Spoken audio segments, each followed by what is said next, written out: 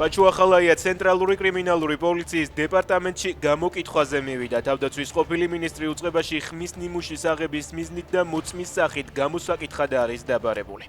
აუდიო ჩანაწერი 1000%-ით ფალსიფიცირებულია. სიტყვა ბგერა არ არის ჩემი. ძალიან მრცხვენია, რომ არაფერში არ ვიყავი ჩართული სამწუხაროდ, თქვა ახალაიამ.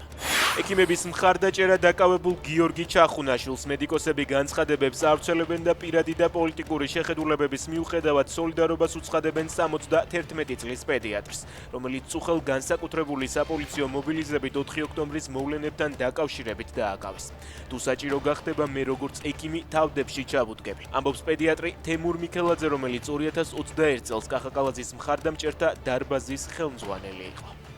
ყველას აქვს რაღაც პროფესია, კეთილი ინებონ მიიღონის სასჯელიც, რომელიც ქვეყნის წარუმატებელ დამამხობლებს ეკისრებათ, ასე ეხმაურება პაპუაშვილი ექიმ გიორგი ჩახუნაშვილის დაკავებას. ანალოგიური განცხადება გააკეთა კალაძემაც, მან 4 ოქტომბრის მოვლენებში ადგილობრივი ელჩებიც დაადანაშაულა და თქვა, რომ დიპლომატები ხელისუფლების დამხობის მცდელობაში მონაწილეობდნენ. 4 ოქტომბრის მოვლენებთან დაკავშირებით დაკავებულმა ვახოფიცხელაურმა ციხეში შიმშილობა დაიწყო. აქტივისტი ციხიდან გამოგზავნილ წერილში პოლიციელების მხრიდან ფიზიკურ და სიტყვიერ ძალადობაზე საუბრობს.